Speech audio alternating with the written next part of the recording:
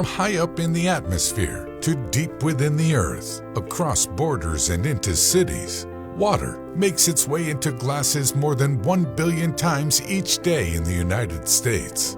Water is everywhere on this planet. This odorless and tasteless substance is vital to life on Earth. Nonetheless, getting clean drinking water into our homes is a complex process. Nowadays, most people in the U.S. live in towns and cities, and most communities have an organized public water supply system to provide water to homes, businesses, and industries. You might know these entities as the county or city water department. So how does the water we use every day make its way into our homes? Drinking water begins its journey in one of two places: surface water or groundwater. Approximately 64% of public water systems rely on surface water, such as water that comes from rivers, streams, and lakes. The remaining 36% of fresh water comes from groundwater. This originates in aquifers. These underground reservoirs develop when the rain and snow seep into the soil and rock. An aquifer is not a pool of water, but a body of rock or sediment that is completely saturated. It can be made of sand, gravel, sandstone, or other rocks that store and transmit water. Many cities in North America and around the world rely heavily on groundwater. Regardless of where it comes from, water goes through an identical treatment process before it reaches our taps. The first step of the process is called catchment. This is where a series of pipes connected to the water source pump water to a designated treatment plant. Interestingly, many treatment plants use gravity to move the water into their facilities. Next is the screening process, when large debris like trash, bits of plants, and stones are filtered out using screens. The next stage is coagulation and flocculation. In this step, chemicals with a positive charge are added to the water. Commonly used coagulants include aluminum sulfate and ferrous sulfate.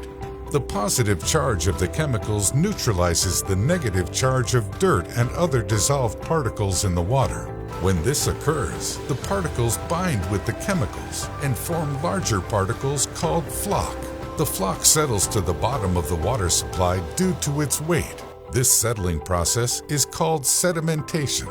Once the floc has settled to the bottom of the water supply, the clear water on top will pass through filters made up of varying materials and pore sizes. This filtration removes dissolved particles such as dust, parasites, bacteria, viruses, and chemicals. Though not always common, the water may also go through the process of ozonation. This involves adding a highly reactive, colorless gas called ozone to the water. This electrified liquid oxygen is pumped through the water to kill bacteria, viruses, and protozoa and reduce the concentration of iron, manganese, and sulfur. It also breaks down pesticides. The water may also have a chlorine compound added to kill any remaining parasites, bacteria, and viruses, and to protect the water from becoming infected with germs as it is piped to homes and businesses. In some places, fluoride is also added to water to improve dental health. Throughout the process, the water goes through a series of government-mandated tests to ensure that it is safe to use. Once the water meets the set health standards, it is transported to homes and businesses. There are nearly 1 million miles of pipes, control valves, pumps, meters, storage tanks, and hydrants dedicated to getting water to those in the United States alone. In some places, water is pumped to a water tower or tank in a high location to create water pressure that then allows the water to flow to homes as needed. Residential water pressure is usually kept between 45 and 80 psi. Pipes made from steel, galvanized iron, and cast iron are used to take the water where it needs to go. Water distribution is far from perfect, though, with aging water distribution systems becoming an area of concern. Outside the United States, around 844 million people still lack access to basic drinking water.